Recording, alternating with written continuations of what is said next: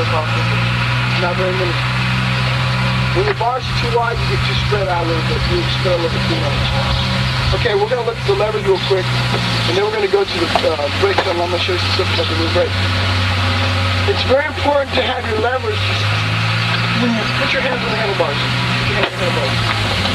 Okay, your arms, your elbows need to be up high all the time. Okay, we'll be talking about that on the track. Your elbows always need to be up high. When you're riding, it's almost like bad posture. Your shoulders almost on the front of your body. You know, the good posture to do things like this. You know, you're riding like this all the time, like this. And when you are like that, the lever should go straight out. When your hands should be straight out. Your knuckles shouldn't be bent like that at all. It should be straight out there like this. Your lever's a little bit too low, Jake. Your lever's way too low, Don. Driver's a little too low. Driver's a little too low. Like that. I think it's a little bit too low, that front brake. I'll tune that up a little bit. And I'll explain to you why in a second. Put your hands on the handlebars. That looks pretty good. Then right here. What kind? 10 out of 10.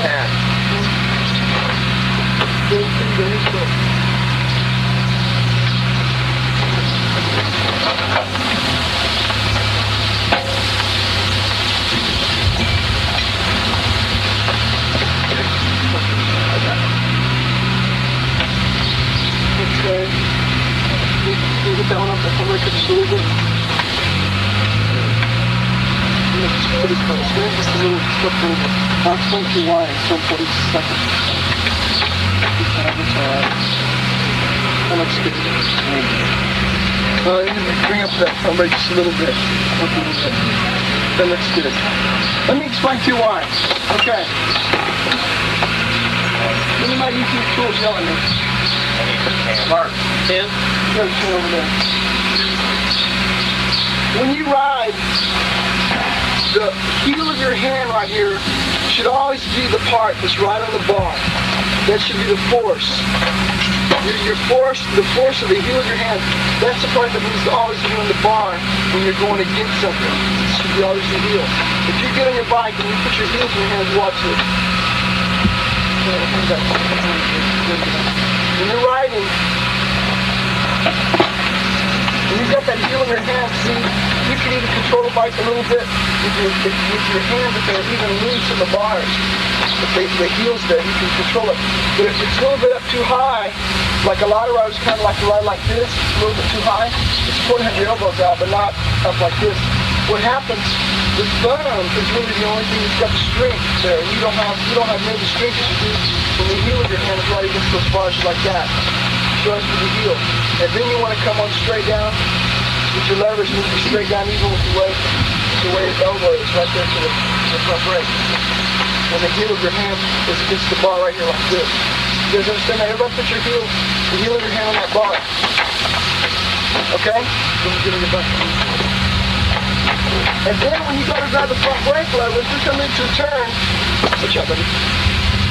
When you come into a turn, and you're standing up on the back of the bike, which I'm going to be teaching you guys, and if your brake lever's too low, look what happens. If it's just a little bit too low, you reach down, and then the thumb is really the only thing holding you. You go to grab that brake, and you hit a braking bump, and it kicks you, and you lose just a little bit, it causes you to miss that burn. There's so many little things that you guys can adjust to your motorcycle that it's really surprising to find out when you get it all adjusted, tuned and fine, how much easier it is to ride and make little bitty tight areas, like little bitty rut berms, which are tough to make, but I'm sure you guys never overrun berms, right? Come on now. Okay. Alright, so I want those levers to be adjusted straight out. But also the same way with the clutch. When you've got a clutch too far down, you see a guy and they reach up like this to try to get a hold of the clutch. You want everything to be right there comfortable. The front brake should begin to come on right as you go under the second knuckle. The front brake should start coming on. So everybody's front brake start coming on right as you go into the second knuckle. Like this. It should come on right there. It should get firm, right into the second knuckle.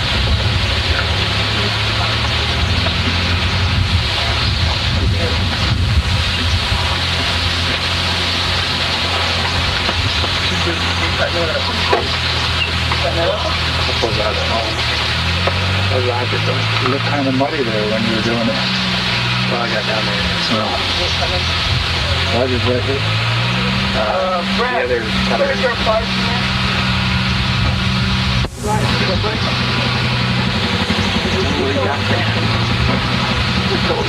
okay. Where's that? Man, that river rate, not very much. Just a little bit of play. Whenever you've got too much play in the river break, what's going to happen a lot of times when you're coming into a turn, the way I teach and the way you'll look at any magazine and the top pro guys, come into the turn and back to the bike like this, what happens is if the brake's too loose, it'll cause you to come up to the front of the bike. It'll cause your weight to come forward. So you get your foot down and put that rear brake on. So you want about a half-inch play on that rear brake. That's more. Yeah, level or? So you want to be level with the foot peg, that's right. You want to be level with the foot peg. It's hard to do with cows. Huh? It's kind of hard to do with cows. Oh, it's easy. I'll just do it.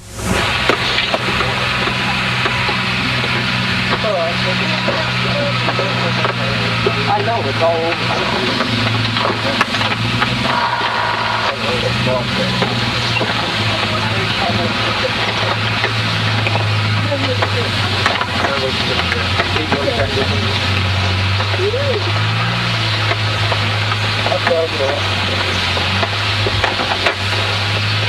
all right.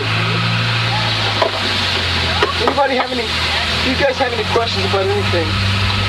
You know, I want you to raise your hand and speak up. We're here to learn, and sometimes I may not cover exactly what you want to hear, so I want you to speak up no matter what, all right? Anybody have any questions about the bike setup or anything like that? No? You guys don't, huh? Okay. One last thing on the bike. You're supposed to sit up on the front of your bike, all the way from the front of the seat. So try to get on some level ground first. Try and maybe back off into some level ground. Put it neutral. Try to find some level ground. Get it? Right. Yeah, I think so. Tell you had a real big problem riding on the brake too much. Yeah. Okay. Go up and down even.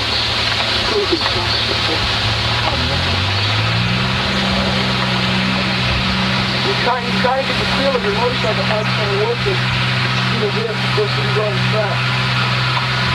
And you can really you probably think it's more fun.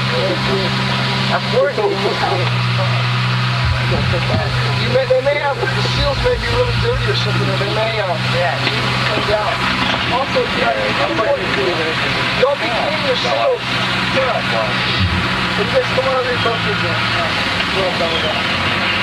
When you need to clean your seals, don't use a contact cleaner in your seals. And get a little drawn out. Use something like WD-40 or what you may need here. Pull the cap off, get some WD-40 and clean them all out real good. And then take a little bit of screwdriver and open up the seal in there. Spray some WD-40 or some kind of oil.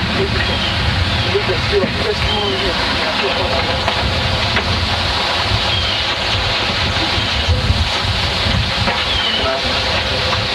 What you guys need to do sometimes is come out for a day and check your damper. Try to get the feel of what it feels like to put your pressure jacket in or out or your lead back out.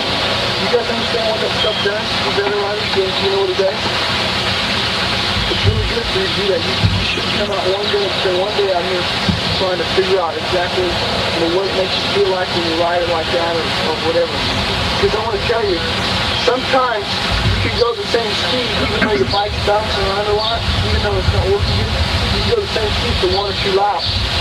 But about the 3rd lap, all of a sudden you feel like you're taking body punches right here. And you start breathing hard, your arms start pumping up. And then if you were having to race a whole race, in other words, and your bike didn't work good, the whole race, if you had a bike that worked good, you'd probably be 20 or 30 seconds ahead at the end of the race where you were normally. Just because your bike's not working properly. You guys can't even imagine how important it is for your bike and your suspension to be all working good and all in one. When I was in Team Honda, I used to do constant testing. Just to kind of feel the engineering work on there. 3 bike race simulator.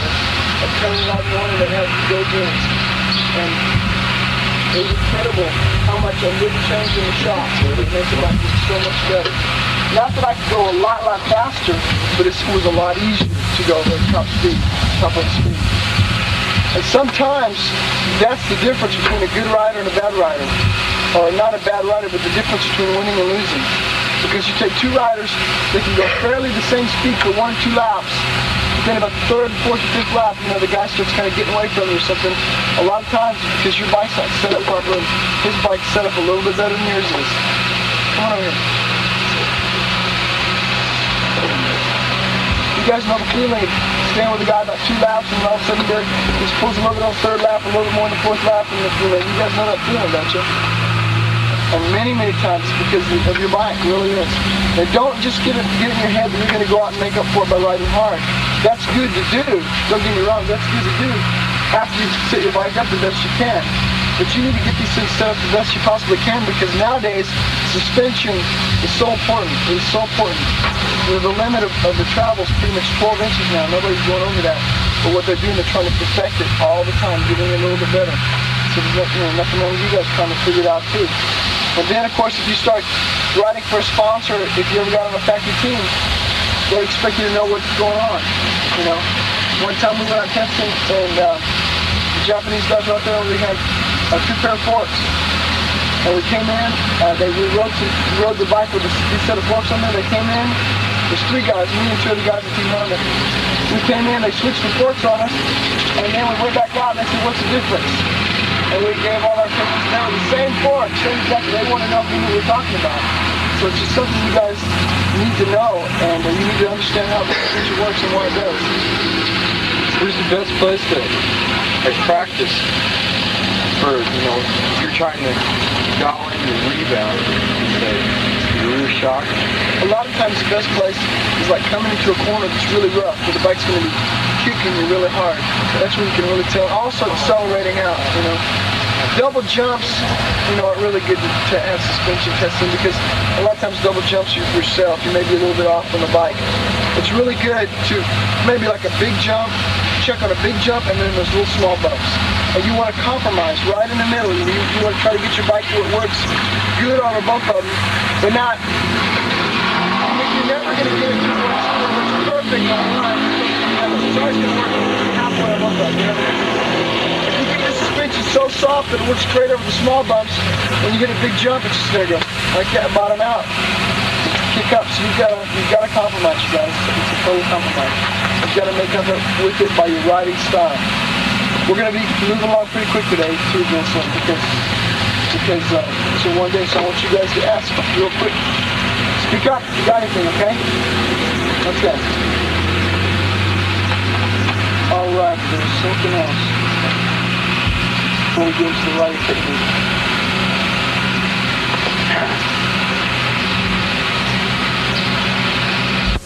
Don't be thinking about everybody else's bike or what they're doing, who the guy's faster than you are.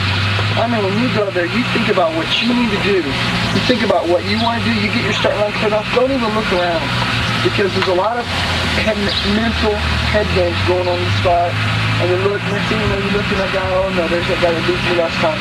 And all of a sudden you think about that. And you guys try to forget about that. Try to just block all that out of your mind and try to think about what you want to do. Think about when you're starting place, think about you getting to the first turn, and try not to use your extra energy thinking about what's going to happen, okay? Because really, it's going to happen the way it's going to happen. It's going to happen that way. There's no reason to really worry so much about it, because you have no control really over the way it's going to happen, unless you just do your job the best you can. Okay, tell you what we're going to do. We're going to go ahead and if any of you guys want to know anything about training, ask me, but I'm not going to talk about it a lot, because a lot of people, they ask me about training, and what they want to hear is they want to hear, well, I get my Dr. Pepper can, and I sit on TV, and I'm in shape. It's kind of what they want to hear. But I want to tell you guys something. If you want to be in good shape for riding, motocross is the most physically demanding sport in the world, and it's really important for you to get in a training program. You can buy a lot of good books nowadays, just for control training, and there's a couple other books probably out. or else, not necessarily motorcycles, but you can buy. But the thing that I always tell the riders is, anything you do, anything, whether it's riding a bicycle, running, swimming, playing racquetball, tennis, whatever, anything you can do pretty consistently to get your heartbeat up high, your cardiovascular system, which is your lungs and your heartbeat moving really good. If you'll do that 3 or 4 times a week, that would be good. I mean, sure, there's training programs that I was on that certain riders are on, but you can read about 50 different ones, but you've got to pick out the one for yourself, which one you can carry through with. The most important thing is not going running 10 miles once a week, it's going running 3 or 4 times a week. Not just one time when you're trying to beat yourself to death. Because whenever you do that, you really get burned out real quick. Because sometimes it's not that much fun. Or you guys enjoy it, it's really good. My man enjoys running 10 miles a day. I didn't really enjoy that much. Okay, anybody have any questions at all before we get going here? None? Okay. On the riding techniques, here's what I'm going to be teaching you guys. One of the most important things is to have your elbows out. Everybody put your hands in your elbows. And have your elbows out. You want to have your back in kind of a crouch, kind of like this almost all the time. Except when you're in a turn, you're going to be straight up on the back like this. But you want to have your back almost in a crouch all the time like this. It's what you call the attack position. I kind of call this rude and aggressive in motorcycle. Grit your teeth. Many riders, one of the things you're going to be covering into, they leave their legs kind of flopping out here and they kind of flopping around, especially tall riders a lot of times. You want your legs to always be snug up against the seat of the tank. You always want them to be snug up against them. And one of the most areas that many riders confused is on the motorcycle is with the clutch, using the clutch. In fact, let's tell you guys, we have the tools out there. Kind of rushing here. I want the clutches to be loose so I can move them around if I want. Is everybody's clutch pretty loose? If I want to knock it up, I could. It's not when we need loosened up. You're going to find out many times, many times, you use the clutch when you don't even need to, and it can get you in a lot of trouble. It can get you in a bunch of trouble. How many of you guys know that you pull the clutch in when you're coming into a turn? You guys really don't. Okay. That's about normal. How many of you then that have pulled the clutch and come in the turn, how many of you when you come in the turn, pull the clutch in, and then you go through the turn, you let the clutch out and there's nothing there, you missed the downshift? Come on, I know you've done that. I know you've done that. And you fall over and get to it right time. Well, these motorcycles are not made to even downshift with the clutch. You should never even use the clutch to downshift your bike. The transmissions are knit so tightly that when you pull the clutch in, a lot of times you slow down your motors too much, and you can't put it in gear, and a lot of times it will miss the gear. And when you lift the clutch out in the turn to go through it, there's nothing there.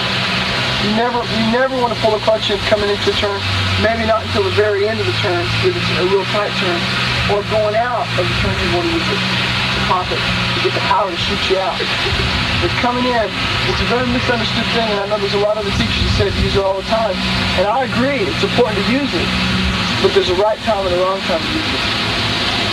If you sit and watch any of the top factory starts today, and when you watch me demonstrate it, you'll realize, and I'll show you the right way and the wrong way, and you'll see, you'll understand what I'm talking about.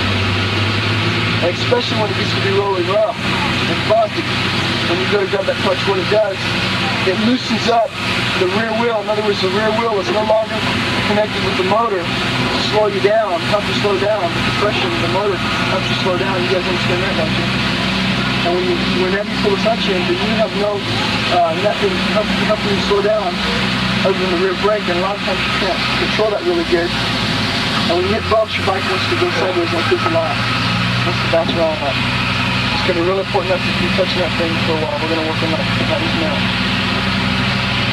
Alrighty, on the start. We're going to go to the start. I'm going to tell you pretty much what we're going to do today. We're going to do the start, and hopefully it'll stay quiet so you won't have to put too many water breaks.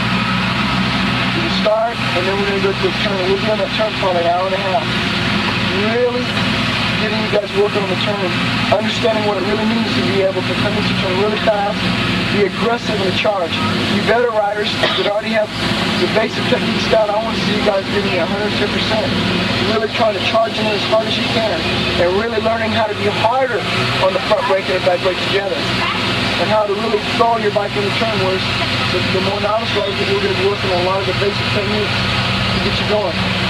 And I'm really into giving you guys personal attention, so every time we do something, like a turn, after you make a turn, I'm going to be standing somewhere, and we'll talk about it when we get out there, where you go on the turn, and you come back and talk to me immediately, and I can tell you what I saw you do wrong, and then you can go back and do it again. And each group will go about 3 or 4 times, and each set of times that we go will go about 3 or 4 times, and you'll be getting it right, and then we'll let the other group go, and the other group can watch. And then that's pretty much what we'll be doing all day long. We'll be working on jumps, whoops, and a few of the things that I see out there. If you guys have any other places on the track that you're having trouble with, towards the end of the day, we'll go over there and we'll work on that. I'm not here to make you guys go faster only on Fort Calhoun Motocross Park track. You're going to go faster here, no doubt, because that's what we're working. But we're here also to cover techniques and for you to understand how you can help yourself go faster when you go to other tracks. Okay? So we're not just going to keep this track wired and you're not going to go anywhere else like that. Alright? Okay, I tell you what, let's do. Let me go ahead and get my stuff on. And we're going to go to the start, and we're going to talk about the start real quick. And I want you guys to always line up in your groups. All the big bikes in one group, all the mini bikes in one group. Get yourself together. The big bikes be on the side over here. You guys be close, like you're going to start the race, and the mini bikes be over here. Because you're going to be with about 5 or 10 feet in between them. Because we're going to go, each group's going to go and start, and I'll be talking to each group separately, okay? Let me get my stuff and we'll go. Yes.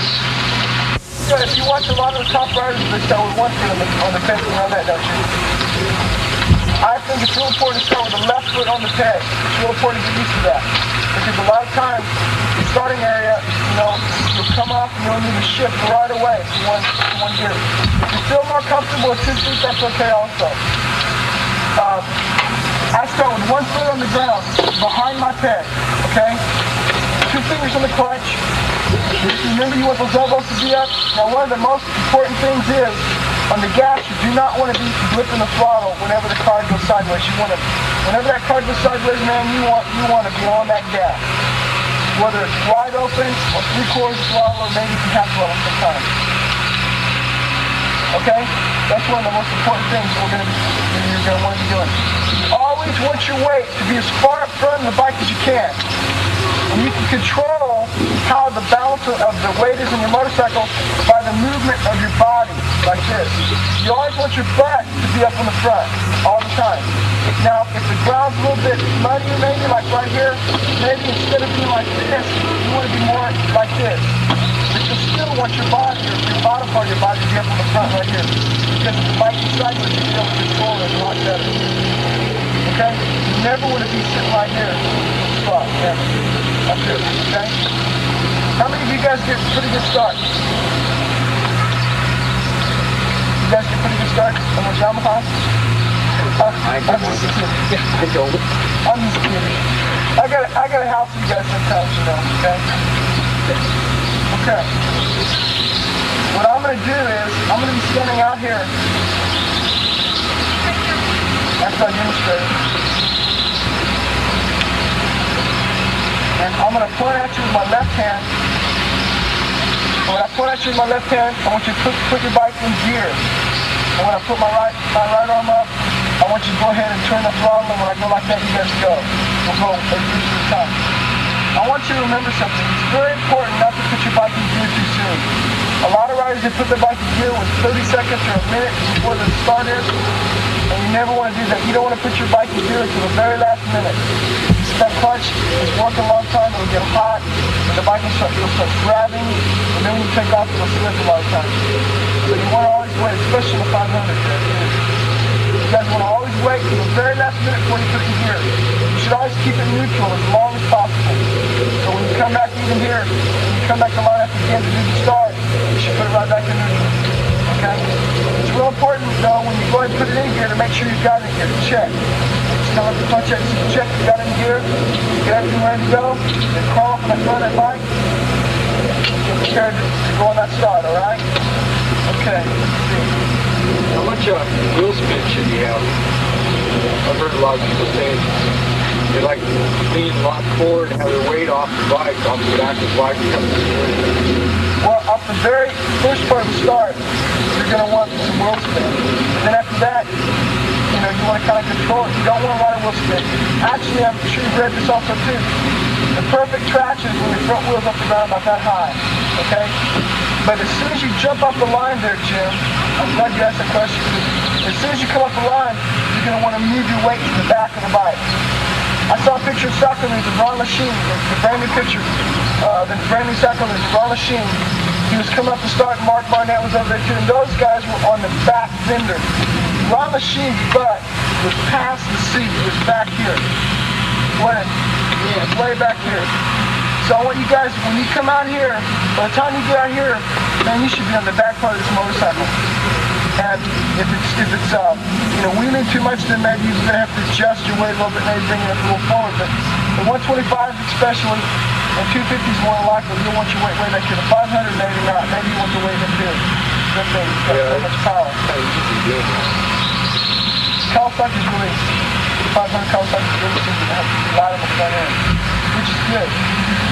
It takes a lot of control, a lot of throttle control. Okay, so the minute you come out of the starting line, the minute you come off the line there, about when you hit third gear or whatever, you want your body weight to be sliding back to the back. Now this is going to be kind of muddy here. Maybe it'll be something like a cement start line. You guys are going to start off with cement start line pump. How many of you guys are going to pump suit? Okay. On the cement start line, you really want to be sensitive to that spin. You don't want to spin it too much. In fact, you wouldn't even want to rev your bike very much there. Just kind of maybe a quarter throttle and just kind of slip it out. Kind of slip it out. Really slow. Really be sensitive on the clutch, not dumping it at all on the cement start line. I don't know if they're allowing you guys to do it, but I know at the national races they're allowing them to put dirt up on the cement. They won't let you do that, Pop City? Nobody does. They just sweep it off. It's just cement. At the nationals, they'll put dirt on top of the cement. Okay. Anybody have any other questions at all? Okay, so you want to be sensitive on the clutch, smooth when it comes out. You don't want to just dump it, especially if it's tacky ground. Maybe in this mud you'll be able to, but on tacky ground you're going to want to slip it out slowly. And one thing that a lot of people do really have a really problem with is when you line up with 30 or 40 other riders, a lot of times you can't hear your motorcycle. And many times when a rider's in a slump and starts, what he'll be doing is he won't be hearing his motorcycle because all the other bikes are there, and he won't have the throttle open hardly at all. It's really strange. It kind of mesmerizes you with all those bikes there. They're all revving up and everything. You've got to learn how to feel your bike through your hands. You've got to learn to feel the vibration through your hands. And also when you're out there riding, you got to learn how to do that too. So when you feel the starting line, you're not thinking about anything but your bike and yourself. When those guys are all revving their bikes up, you have to make sure you've got yours revved up too, because a few times when I really thought about myself on my starts, when I was getting bad starts, when I was riding for Team Honda, I'd catch myself not even revving my bike up. It's really strange. And that happens with a lot of riders. It really does. So you've got to make sure that you've got your bike revved up plenty. You've got the RPM and the power up. Where to go, okay? One other thing, and I'm going to go ahead and go. It's real important for you guys to have your bike warmed up really well. Be cleaned out. And one of the best ways to clean it out is going all the way, letting the motor come way up, and then letting it go all the way back down. Don't just simply go in like this. It's best to go real hard and let it go way up and then come all the way down to the power. And it'll clean your bike out much quicker and a lot more effective. Okay, anybody have any questions? How much, coming to the line, how much should you idle your bike? Not too much. Not at all. Not hardly at all. Not hardly at all. Taking it all the way up and letting it down all the time, or throttle? Well, not all the time. Just clean it out. You should. but the 2 minutes, let's say the 2 minutes you got your bike started, you shouldn't let it idle hard at all. You should make sure that thing is clean. And after it gets warmed up especially, the last minute, you should really crank it on, make sure it's cleaned out. Okay, so what I'm going to want you guys to do, everybody get over the front of the bike. I want you to try it with one foot on the foot peg, on the left foot on the foot peg. You don't want to get up in the gas tank to do that part, but you want to be comfortable on the seat. Your foot behind, your right foot behind your peg, 2 fingers on the clutch, not that far down. You want to be sitting on the seat. You don't want to be up on the tank. 2 fingers on the clutch, and whenever I go up with my left hand, put it in gear, and then when I go up with my right hand, you guys turn them on, and I'll go down, you guys go. Just go to the top of the hill, and then we'll shut them off. But keep going straight, make sure everybody's around you, and make sure nobody's, make sure everybody's around you, and then you go ahead and turn around, and come back down that side of the track, over there off the track. Whatever you do, don't turn too quick up there, because if somebody's coming wide open, I don't want anybody smacking into you. We don't want anybody getting hurt today, okay? Let's just think a lot. As you get to the top of the hill, shut it off. Slow down. After you slow down really good and slow, then turn off the track. Make sure nobody's coming, okay? All right?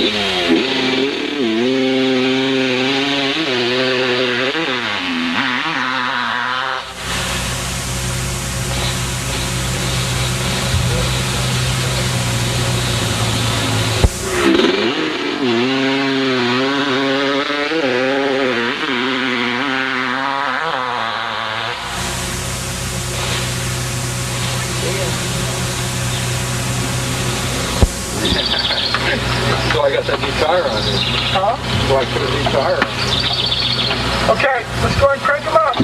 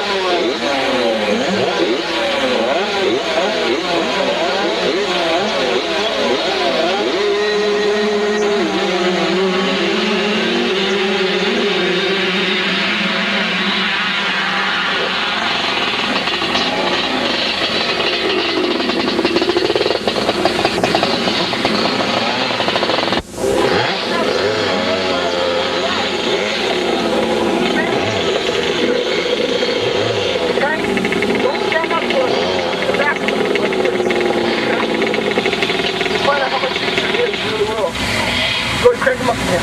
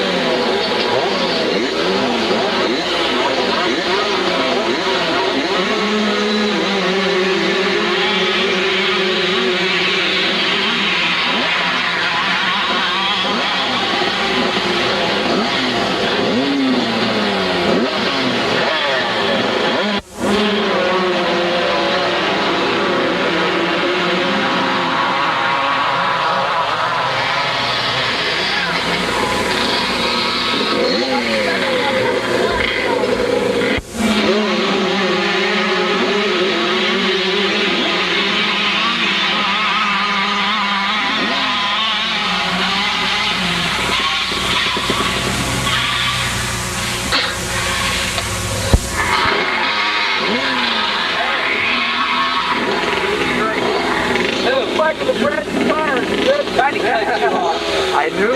Yeah. This is 125, and it's so soft.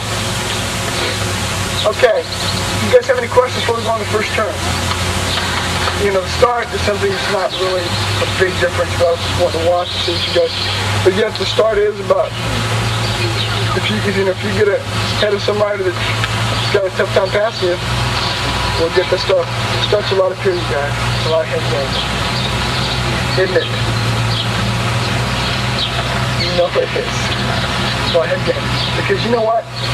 Your head says, oh well, it'd be better maybe I'll get off in third or fourth or second and try to stay up right with them or something, or try to find their lines or something. And what happens when you begin thinking like that, a lot of times you get off at 10th. And don't even think about that. Try to think about getting off at first. Don't catch yourself thinking about wanting to get off at second or third. I used to be that way a lot of times. And then because my concentration was kind of broke, because I wasn't thinking about winning, I didn't do near as good as I could have, you know. I mean, it would have been nice to get off second, third, but I got off 10 to 15, you know. Don't even worry about that. Just try to think about getting the whole shot, okay? Hang on. Okay, on the starting line like this, corner off to the right up there. Is there really a best position to get? Well, you're right. Like this, or? We're going to work with you up there, but you're right in the wrong position right now. The way you're riding, your elbows are really in and you're standing up on the back of the bike. You don't want to be that way at all, Jim. But when we get there, we're going to work on that. No, I'm talking about picking your line on the gate. On the gate? How's the turn go?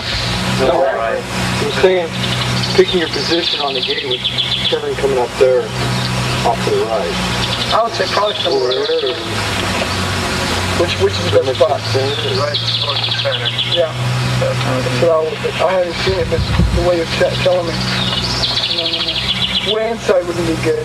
The only time way inside is good, you guys listen up. The only time you want to get way on the inside on the start is if the turn's 180 degrees back. Because then a lot of times, when the turn goes like this, the riders on the outside will get a good start, but they'll shoot totally by the turn. And you can be on the very inside, you can slow down really slow and turn real sharp, make a real sharp turn. And even if you're like 3 or 4 riders back, even if you're back here in the back, you can make a real sharp turn right here and come out good because everybody else kind of blows by the first turn. You guys know what I'm talking about? At Daytona International Speedway, the motocross there, you can really see that. A lot of times riders go by the first turn and the guys just make a real sharp inside turn because they can get a good start. Okay? So when you've got more of a sweeping turn for the first turn, it's best to line up pretty somewhere in the middle of the gate. Somewhere in the middle of the gate. Alright, anybody have any other questions? That was good, Jim. I'm glad you asked that. Okay? Alright? Okay, you guys follow me. We're gonna go find a turn up here. I don't know if we're gonna go the first turn. We're gonna find the first unmuddy turn. And I'm gonna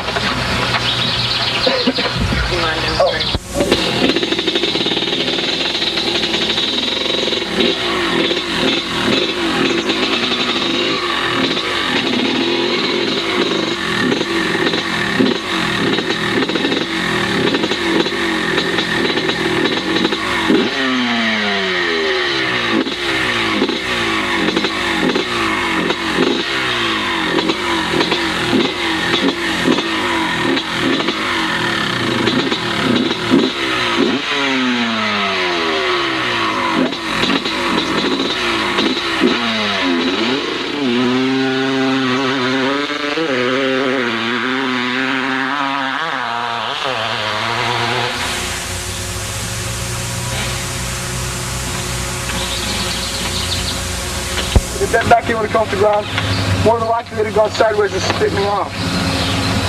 And you're going to find out whenever it's dry and slick, hard and slick, then whenever you get your way towards the back of the bike and you grab the front brake a little too hard and it starts to skid, you're going to be able to control it. You're going to be able to let go of it real quick and be able to catch it back. But if you've got your weight up here in the front and you grab it and it starts to skid, more than likely you're going to go down. Ain't that right? Okay? Now, one of the most important things, you guys, about when you're coming into a turn, and we're gonna cover a lot today, so you guys are really going to listen, is the minute you get off the gas what do you need to do? Can anybody just tell me outright what do you need to do the minute you shut the gas off? Can you tell me? Down the brake. Yeah, that's one of them.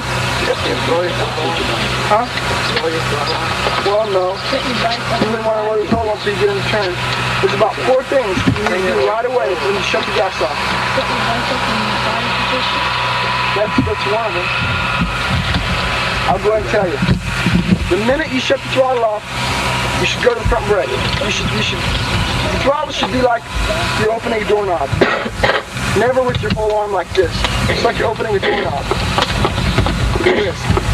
The minute you shut the throttle off, you should go immediately on the front brake with 2 or 1 finger, depending on the new disc brakes. You can go 1 finger a couple times, sometimes. Right away like that. Right away on that front brake. At the same time, you're standing up on the back of the bike, and at the same time, you're downshifting. That is one of the most important things. The minute you shut the gas off, you should downshift. There's a lot of riders, you guys, that wait until they're in here, until they're right almost into the turn before they downshift their motorcycle. And that's so wrong, because what happens then, you don't get to use the compression of the motor on the rear wheel to slow you down. You don't get to use that. That's the same thing what happens when you pull the clutch and come into the turn. You don't get to use the compression of the motor. What you do, you lock the rear wheel brake up, and when you lock the brake up, the rear wheel comes up, kind of slides on the top of the ground. It doesn't stop you near as fast as it does if you've got good traction on the rear brake. You understand that? You don't want to ever lock that rear wheel up. Never. Never.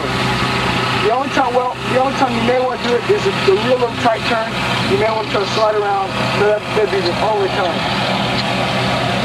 Okay? So let's look at these things again. Standing up on the back, the minute you shut the gas off, standing up on the back, you're grabbing the front brake, you're downshifting, and you're also putting on the rear brake all at the same time. It's one motion. I mean, it's 4 things, 1 motion. Okay? I'll demonstrate a couple more times. You guys can see what I'm talking about. And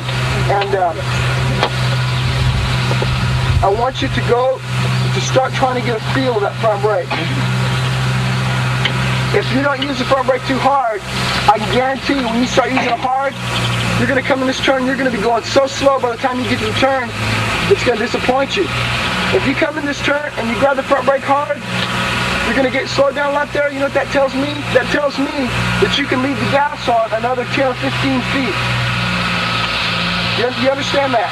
What you want to do is you want to keep the gas on 15 more feet or 10 or 15 more feet down here, but keep the brake on all the way till you're almost into the turn. You're going to brake it to just about in that turn. Anybody have any questions at all? I'll go do it about 3 more times, and I want you guys to watch really closely what I do. And I'm not even going to be concerned about making the turn itself. You can go ahead and make it, you guys go off the ledge there. But I'm not so much concerned about that right now as I am charged of coming in this turn. You see, we're going to be starting off on smooth ground, but when it gets rough, it's going to change. It's going to change the whole thing. But the techniques I'm teaching you right now are going to work perfect when it gets to the rough ground.